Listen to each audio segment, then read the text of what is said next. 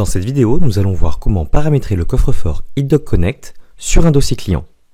Ceci est le prérequis pour pouvoir opérer la dématérialisation des bulletins de paye depuis l'ensemble des produits Silae, à savoir la dématérialisation avec iDoc Perso simplement avec la paye, la dématérialisation dans Silae RH et la dématérialisation dans Silae RH Pro. Première étape, paramétrage du mode d'envoi des bulletins et création d'utilisateurs. Pour commencer, vous devez paramétrer le mode d'envoi des bulletins au niveau des tâches à réaliser, menu Relations clients, tâches à réaliser. Dans la section P1, bulletins originaux, sélectionnez le mode de distribution coffre-fort iDoc Connect. De nouvelles options apparaissent alors. Première option, validation Publipostage. Le Publipostage, c'est la campagne de distribution des bulletins. La validation du Publipostage correspond au mode de distribution des bulletins de salaire que vous souhaitez mettre en place entre vous et votre client.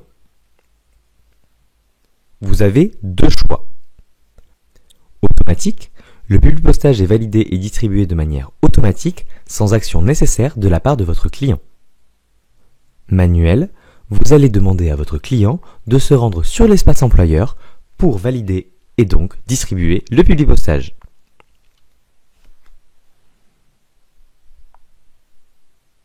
Cette opération peut être menée à différents endroits en fonction de la solution que possède votre client.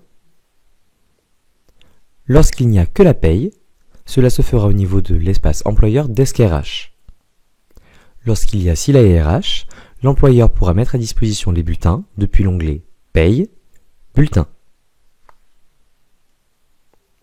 Deuxième option, mail du salarié à utiliser. Il convient de choisir ici le mail du salarié qui sera utilisé par iDoc Connect, le mail personnel ou le mail professionnel. Pour information, le premier dépôt d'un bulletin de paye d'un salarié entraîne l'envoi d'un email à celui-ci contenant un code permettant d'activer son coffre-fort iDoc Perso. Pensez à bien vérifier que tous les salariés disposent d'une adresse mail renseignée dans la fiche salarié de Silae Pay.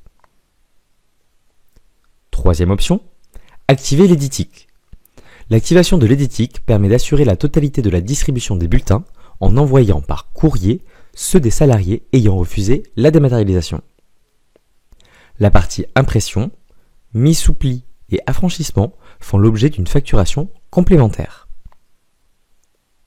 Pour information, le cas par cas n'est pas géré. Donc si l'éditique est activée pour un dossier, tous les salariés ayant refusé la dématérialisation et dont les bulletins sont quand même déposés recevront leur bulletin par courrier. Une fois le paramétrage terminé, sauvegardez dans le menu de droite de la page Tâches à réaliser.